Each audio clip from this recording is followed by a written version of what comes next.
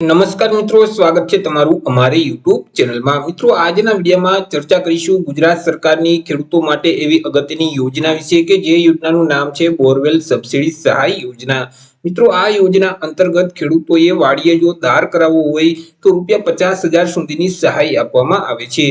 કોને કોને યોજનાનો લાભ મળવા પાત્ર થશે, યોજનાનો લાભ મેળવવા માટે કયા કયા ડોક્યુમેન્ટની જરૂર પડશે, અરજી ફોર્મ કઈ જગ્યાએ ભરવાનું રહેશે, તે તમામ માહિતી આપણે એક જ વિડીયોમાં મેળવી લઈએ। પરંતુ તે પહેલા વિડીયો ગમે તો લાઈક અને શેર કરી દેજો, ચેનલમાં નવા હોય તો ચેનલને સબસ્ક્રાઇબ કરી દેજો।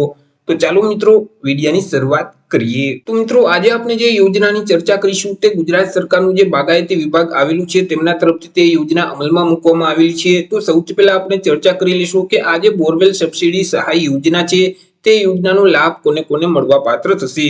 તો આ યોજનાનો લાભ એવા ખેડૂત ખાતેદારો મેળવી શકશે કે જે ખેડૂતો ઓઇલ પામનું વાવેતર કરે છે। તો તેવા ગુજરાત રાજ્યના તમામ ખેડૂત ખાતેદારો બોરવેલ સબસિડી સહાય યોજનાનો લાભ મેળવી શકશે। ચર્ચા કરી લઈએ આપણે સહાય વિશે કે આ યોજના અંતર્ગત સહાય કેટલી આપવામાં આવશે।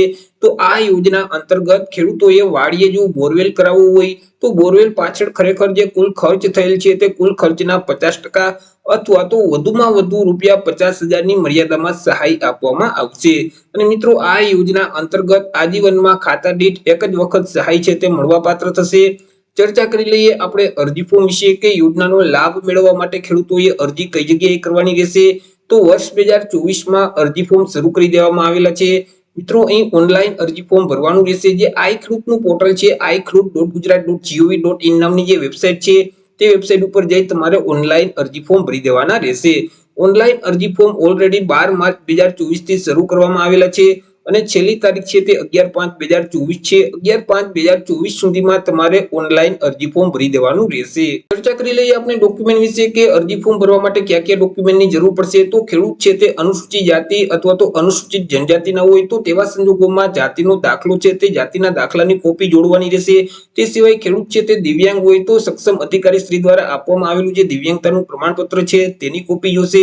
તે સિવાય ગામ નમૂના નંબર 7, 12, 8 ના ઉતારાની નકલ જોશે, આધાર કાર્ડની નકલ જોશે, બેંક પાસબુકના પ્રથમ પાનાની નકલ અથવા તો રદ કરેલ ચેક જોશે। જો સંયુક્ત ખાતેદાર હોય તો તેવા કિસ્સામાં અન્ય ખેડૂત ખાતેદારનું સંમતિ પત્રક જોશે। મિત્રો, અરજી ફોર્મ સબમિટ કર્યા પછી તેની પ્રિન્ટ તમારે કાઢી લેવાની રહેશે અને તેની પ્રિન્ટની સાથે આપણે આગળ જે ડોક્યુમેન્ટ જોયા તે તમામ ડોક્યુમેન્ટ એટેચ કરી અને તમારા જિલ્લામાં આવેલ જે બાગાયતી વિભાગની કચેરી છે તે કચેરી ખાતે તમારે અરજી ફોર્મ સબમિટ કરી દેવાનું રહેશે, એટલે કે ત્યાં તમારે જમા કરાવવાનું રહેશે। તો આવી રીતે મિત્રો, ગુજરાત સરકારનું જે બાગાયતી વિભાગ છે તેમના તરફથી ખેડૂતો માટે અગત્યની યોજના કહી શકાય બોરવેલ સબસિડી સહાય યોજના, કે જે યોજના અંતર્ગત બોરવેલ કરવા માટે ખરેખર જે કુલ ખર્ચ થયેલ છે તેના 50% અથવા તો વધુમાં વધુ ₹50,000 ની મર્યાદામાં સહાય આપવામાં આવે છે। જેમના માટે ઓનલાઈન અરજી ફોર્મ ભરવાની જે છેલ્લી તારીખ છે તે 11/5/2024 છે। તો આશા રાખું છું વિડીયો પસંદ પડ્યો હશે। વિડીયો પસંદ પડ્યો હોય તો લાઈક અને શેર કરી દેજો, ચેનલમાં નવા હોય તો ચેનલને સબસ્ક્રાઇબ કરી દેજો। ફરી મળીશું એક નવા ટોપિક સાથે એક નવા જ વિડીયોમાં। ત્યાં સુધી જય હિન્દ, વંદે માતરમ।